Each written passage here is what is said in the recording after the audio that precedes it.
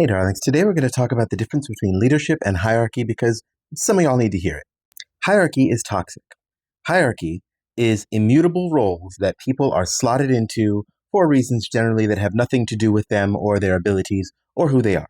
Leadership, on the other hand, well, that's a role that is given to people, or people are chosen to be leaders because of who they are, because of what they do, and because they are good at leading and stewarding people, which is necessary for literally everything involving humans. And it is very understandable that we all have a lot of trauma surrounding hierarchy and, in fact, sometimes leadership, because a lot of people who are chosen to be leaders are chosen because of hierarchy in the end.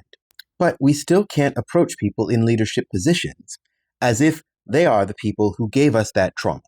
We still have to understand that in order to be a leader, you have to put yourself in essentially more danger, to have more responsibilities, to be the person that gets there first and leaves last. And that's something we need. Leadership is what helps to steward the mission or the entire thrust of what a group is about. They don't get to completely dictate it. They don't get to abuse their leadership. If they do, then they should be removed as leader. But you need people to lead groups.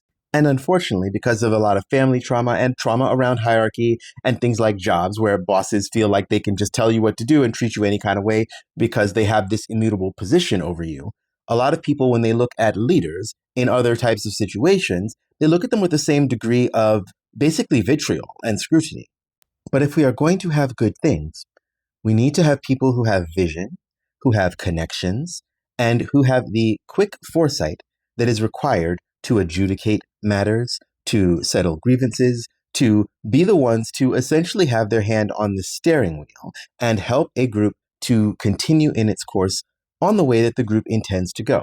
Remember, they shouldn't be the one completely dictating everything about it, because that is the work of an entire community, an entire group.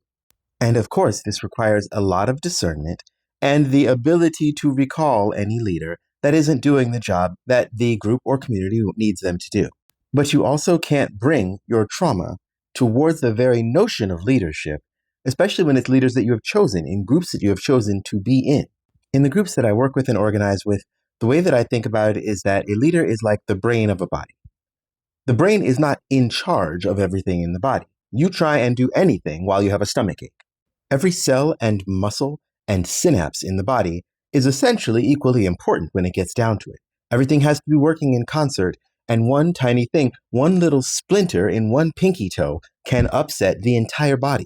So as we unlearn hierarchy and its harms, we also have to think about the fact that we are part of systems in different ways all the time, and that we have roles, and roles are important. And in the best systems, regardless of the particular role you have, your role does not determine your value within a system. It just determines your job. Every system and every organ in a body is vital to its function. They all serve a purpose. I'm reminded of the saying, there are no small parts, only small actors.